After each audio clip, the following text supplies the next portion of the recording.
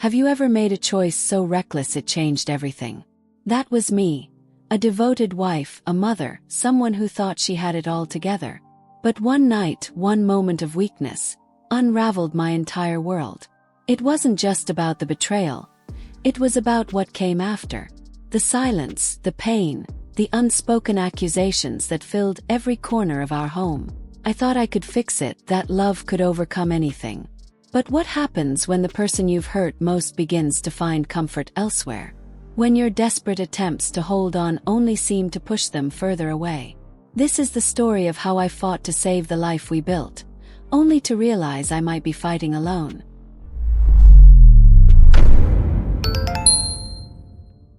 He wasn't always the man I fell in love with. When we first met, he was rough around the edges, full of swagger and rebellion, a sharp contrast to the steady, dependable man he would become. I still remember how he'd surprise me with little acts of kindness, like slipping a flower into my bag or staying up all night to help me study. Over the years, that brashness softened into a quiet strength. His wild energy transformed into devotion, each decision he made carefully crafted to secure our future. But sometimes I wonder if that shift came at a cost. Did he give up too much of himself for us? Our early years together were filled with small victories and bigger sacrifices. He took on jobs he hated just to keep us afloat, and he never once complained. He always said, "What's mine is ours," and meant it. Watching him bond with our children made me fall for him even more. He was patient where I wasn't, playful when I was overwhelmed. Yet, as the years went by, something in his eyes changed. The light I once saw, the fire that first drew me in, dimmed. I told myself it was just life wearing us down, the way it does for everyone, but I couldn't shake the feeling that he had started to fade. It wasn't just him. I began to feel it too. The weight of the routines we had fallen into, the silent agreements that kept us moving forward but stole some of the magic. I missed the spontaneous version of us, the thrill of the unexpected. He still tried in his way. I'd catch him looking at me sometimes, as if trying to find the girl I used to be, the one who could make him laugh until he couldn't breathe. But I wasn't her anymore, was I? Time had changed us both, and though our love had grown deeper, it had also become quieter. Too quiet. Even as I cherished the life we had built, I couldn't help but feel like we had lost a part of ourselves. He had become the perfect husband and father, yet I sensed he carried unspoken regrets. I wondered if he ever missed the man he used to be. Did he wish for a version of himself who wasn't tied down by responsibilities? Or was that just my own guilt speaking, my fear that I had failed to keep the spark alive for him? These thoughts lingered in the back of my mind, setting the stage for everything that was about to unfold. At first, the changes were subtle, so small they barely registered. We'd go days without really talking, just the essentials. Who's picking up the kids, what bills were due, whether the trash had been taken out. I chalked it up to the grind of life, the natural ebb and flow of any long-term relationship. But eventually, it became impossible to ignore. He'd retreat into himself, spending longer hours at work or zoning out in front of the TV. I wanted to reach out, but every time I tried, it felt like I was running into a wall, an invisible force keeping us apart. It wasn't just him. I had my own walls too, though I didn't want to admit it at the time. We both seemed to live in parallel worlds, brushing past each other but never truly connecting. Our physical intimacy became infrequent, and when it happened, it felt mechanical, like a box we were both checking off. I could see the frustration in his eyes, even when he tried to hide it. It wasn't that the love wasn't there. It was buried under layers of unmet needs, unspoken fears, and the endless demands of daily life. It was easier to ignore it than to face what we were becoming. Sometimes I'd catch glimpses of what we used to be. A shared laugh over something silly the kids said, a quiet moment together on the porch. Those fleeting moments gave me hope that we could find our way back to each other. But they were just that, fleeting. The distance between us grew in the spaces where we didn't talk, didn't touch, didn't try. I'd wonder if he noticed it too, if he felt the same aching emptiness that I did. But I never asked. The silence between us had become deafening, and neither of us seemed willing to break it. Looking back, I wonder if this was where it all began. The cracks forming long before either of us realized they were there. The unspoken tension seeped into every part of our lives, like a slow poison we didn't notice until it was too late. I told myself that all marriages went through rough patches, that we just needed time. But deep down I was afraid. Afraid that the love we'd built was slipping away, and I didn't know how to stop it. And in my fear, I made choices that would shatter everything we had left. It started so innocently. A friend had invited me out for a rare evening away, and I agreed without thinking much of it. The house had felt stifling lately, and I needed to breathe. The laughter, the music, the clinking of glasses. It all felt like stepping into another life, one where I wasn't just a wife and mother but still me. I wasn't looking for trouble, and I certainly wasn't looking for him. But there he was, with a smile that made the room seem smaller. We talked, and for the first time in ages I felt seen. It was exhilarating and terrifying all at once. I told myself it was harmless. What was a little conversation? A laugh here, a shared memory there. It meant nothing, right? But I knew better. There was a tension building between us, one I tried to ignore but couldn't completely shake. When he brushed my hand, just briefly, it felt like lightning coursing through me. I pulled away, laughing it off, but the spark lingered. I could feel the weight of his gaze, and with it, the whispers of my own guilt. I should have left then, but something rooted me to the spot, like a moth circling too close to a flame. The line blurred before I even realized it was there. A compliment turned into a confession, a casual touch into something far more dangerous. The details of that night are a haze of stolen moments and fleeting decisions that I'd undo 1,000 times over if I could. I remember walking out into the cool night air, my heart racing, and the sharp sting of reality crashing down around me. I didn't recognize the person I'd just been. Someone reckless, someone selfish. It wasn't who I was, but it was who I'd chosen to be in that moment. When I got home, the weight of what I'd done hit me like a tidal wave. The house was dark, quiet, almost accusatory in its stillness. I couldn't even look at him as he slept peacefully, unaware of the storm I'd just unleashed. My guilt was suffocating, but I convinced myself that it could stay buried, that no one had to know. Yet deep down I already sensed the truth.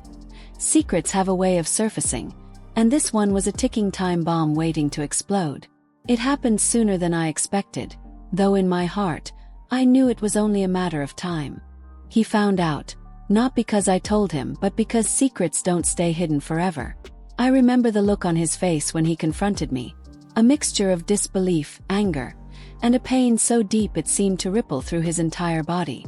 "How could you?" he asked, his voice trembling. I couldn't answer. What words could possibly justify what I had done? The silence between us was deafening, heavier than any argument we'd ever had.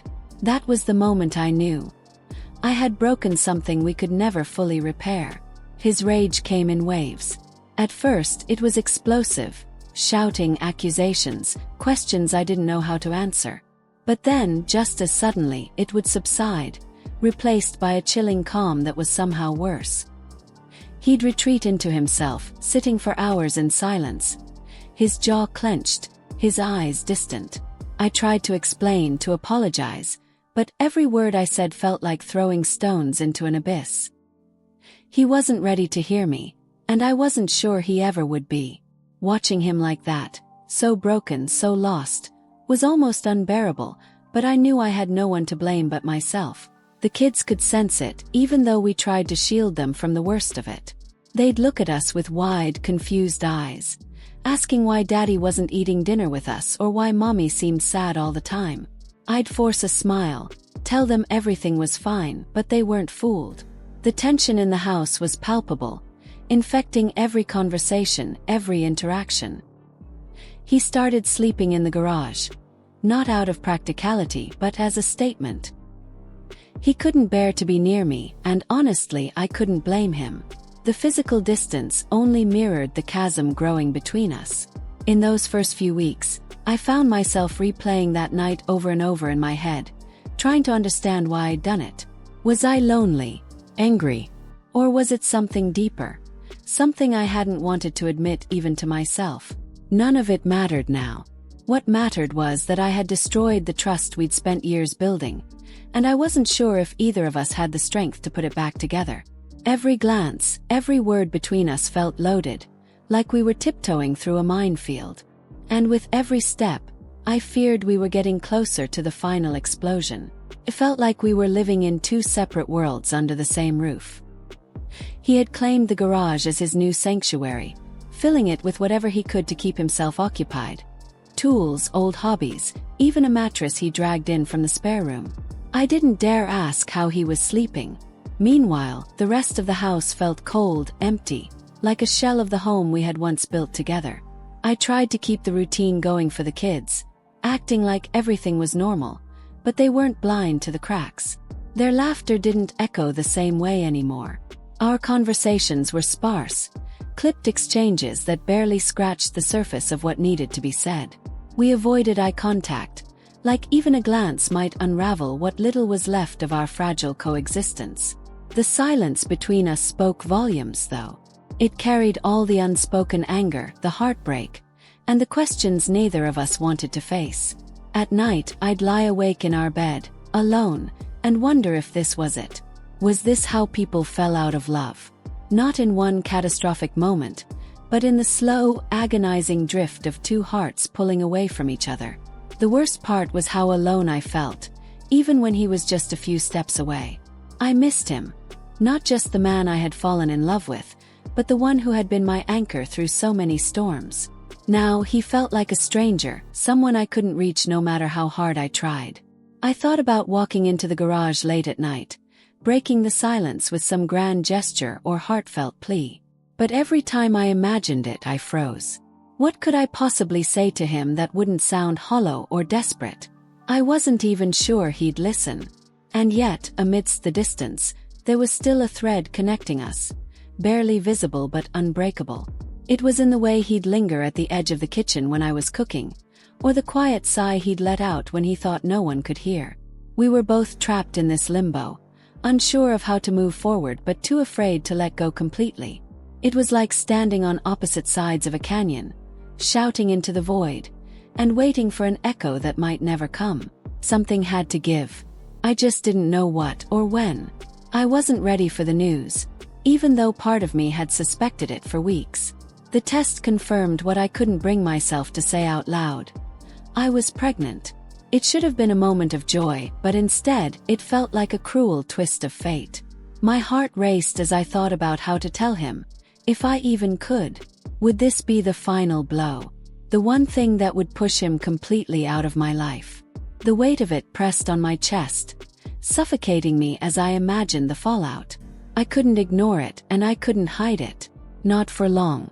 When I finally told him, his reaction was everything I feared and more. He didn't yell or lash out.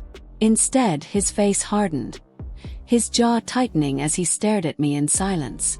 It was as if he was waiting for me to explain myself, to offer some kind of answer that could make sense of the chaos I'd created.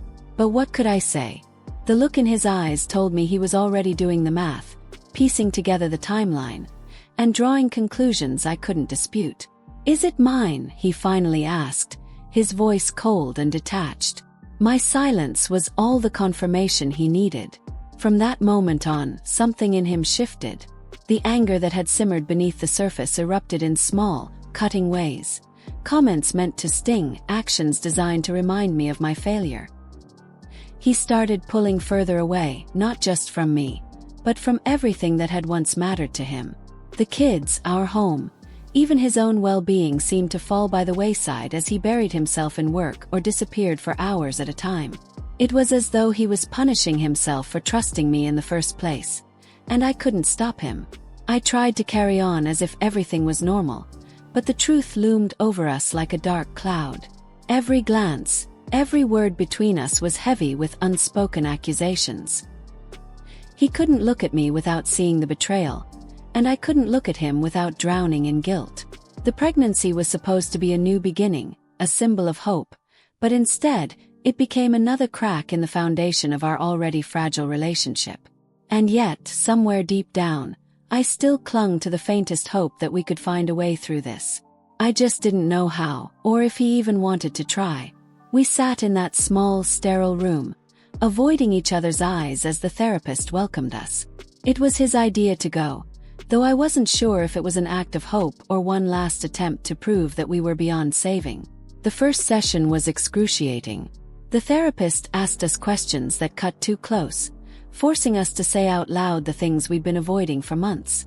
When he spoke, his words were raw, dripping with bitterness. "I gave up everything for her," he said, his voice cracking. Hearing the hurt behind his anger broke something inside me, but I stayed silent, unsure of how to respond. My turn came, and the words tumbled out, messy and disjointed, but honest. I admitted to feeling invisible, unappreciated, and yes, lonely. I didn't try to excuse what I'd done, but I couldn't stop myself from explaining why I thought I'd made the choices I did. He listened, his jaw tight, his eyes fixed on the wall behind me. I knew he wasn't ready to hear it. Not really, but at least the truth was out there now, ugly and undeniable. The therapist gently probed, asking him how my confession made him feel. His answer was simple but devastating. Like I was never enough. The sessions became a battlefield, a place where every buried resentment was unearthed and thrown into the open. He talked about how the betrayal had stripped him of his confidence, made him question every aspect of himself. I admitted to the guilt that kept me awake at night, the shame that followed me everywhere I went. The therapist tried to guide us, but it felt like we were speaking two different languages, each of us trapped in our own pain. There were moments of clarity, fleeting glimmers of understanding, but they were quickly swallowed by the weight of everything we'd lost. Still, I kept going back even when it felt hopeless. Something about sitting in that room forced us to confront the parts of ourselves we'd tried so hard to ignore.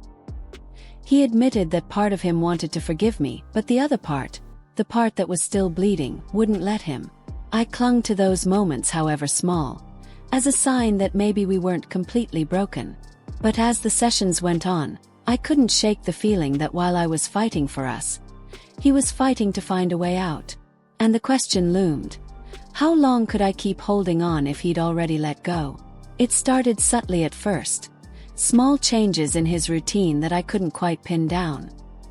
He'd stay out later than usual, saying he needed to clear his head or catch up on work. His phone, once casually left on the counter, became a permanent fixture in his pocket. I told myself not to read into it, that he deserved space after everything I had put him through. But there was a shift in his demeanor, a guardedness that wasn't there before. He seemed lighter somehow, like he'd found something or someone that helped him forget the weight of our fractured life. Eventually the truth came out, though not in the way I expected. A friend mentioned seeing him at a bar with another woman, their laughter carrying across the room. My stomach dropped as I pictured it. Him smiling the way he used to smile at me, the way he hadn't in months. I confronted him that night, and for once, he didn't deny it. "I needed to feel alive again," he said, his voice steady but devoid of the anger I had grown used to. I wanted to lash out, to demand how he could do this to me, but the irony of my outrage wasn't lost on me. I had opened this door, hadn't I? He didn't try to hide his new life after that. I'd see the small signs: an unfamiliar cologne, a shirt I'd never seen before. He was finding his own way to cope, while I was still drowning in the aftermath of my mistakes. Part of me envied him. He seemed freer, more himself, while I felt like I was clinging to a ghost of what we used to be. And yet I couldn't hate him for it. How could I? After everything I had done, didn't he deserve this chance to feel whole again, even if it came at my expense? But even as he built this new life, there were moments when his guard slipped. I'd catch him watching me with an expression I couldn't quite read, part longing, part regret. It was as if he, too, was torn between the life he was creating and the one he had left behind. Those fleeting moments gave me hope, though I wasn't sure if it was foolish to hold on to them. Maybe he wasn't as free as he seemed, or maybe I was just desperate to believe that there was still something worth fighting for between us. I knew I couldn't undo the past, but I was determined to try and rebuild what we'd lost. Every gesture, every word was carefully chosen, a desperate attempt to remind him of the love we once shared. I cooked his favorite meals, left notes on the fridge, even tried to recreate the little rituals that used to make us laugh. But he met each effort with a guarded distance, his walls firmly in place. It wasn't that he was cruel. It was worse. He was indifferent, like he was watching me from the other side of an impenetrable glass. There were moments, though, when the cracks in his armor showed. One night, after the kids had gone to bed, he joined me in the living room, sitting just close enough for our shoulders to brush. For a moment it felt like old times. We talked about nothing in particular. The weather, the kids, the chaos of work. I felt a flicker of hope, thinking maybe, just maybe, this was the beginning of something new. But as quickly as he'd come close, he retreated again, leaving me alone with the faint echo of what might have been. I tried everything I could think of, even suggesting we go away together, just the two of us, to escape the weight of our everyday lives. He hesitated but eventually agreed. For a brief moment, I let myself believe that this trip would fix everything, that distance from the pain might bring us back to each other. But even on the trip, the silence followed us. He was there in body, but his mind was miles away, locked in a place I couldn't reach. Every laugh felt forced, every conversation stilted. It was like trying to hold water in my hands. No matter how tightly I grasped, it kept slipping through. Despite the setbacks, I couldn't bring myself to give up. There were nights when I'd lie awake, replaying every mistake, every moment that had led us here, wondering if there was something, anything that could make him see that I was still worth fighting for. But as much as I wanted to save us, I couldn't ignore the way he looked at me now. Not with love, but with something closer to pity. And in the quiet of those nights, a painful truth began to settle in my heart. Maybe I was the only one still fighting. We stayed together, but only in the technical sense. The life we'd built, the shared dreams, the inside jokes, the quiet moments of connection, was gone. In its place was a fragile truce, held together by financial obligations and the unspoken need to maintain a semblance of normalcy for the kids. We became experts at pretending. At family dinners, at school functions, even in front of friends who seemed too polite to ask questions. But when the door closed behind us at the end of the day, the silence returned, heavy and suffocating. We were strangers sharing a home, nothing more. I still hoped, in my weaker moments, that things might change. I'd catch glimpses of him in the little things. A laugh at something the kids did. A look of concern when I wasn't feeling well. But those moments were fleeting, quickly replaced by the distant, guarded man he'd become. I wanted to reach out, to tell him I still believed we could fix this. But every attempt was met with a quiet resignation that left me questioning whether there was anything left to save. It was as if we were both waiting, stuck in a limbo of what-ifs and maybes. The kids were the glue holding us together, though I wondered if they could feel the cracks beneath the surface.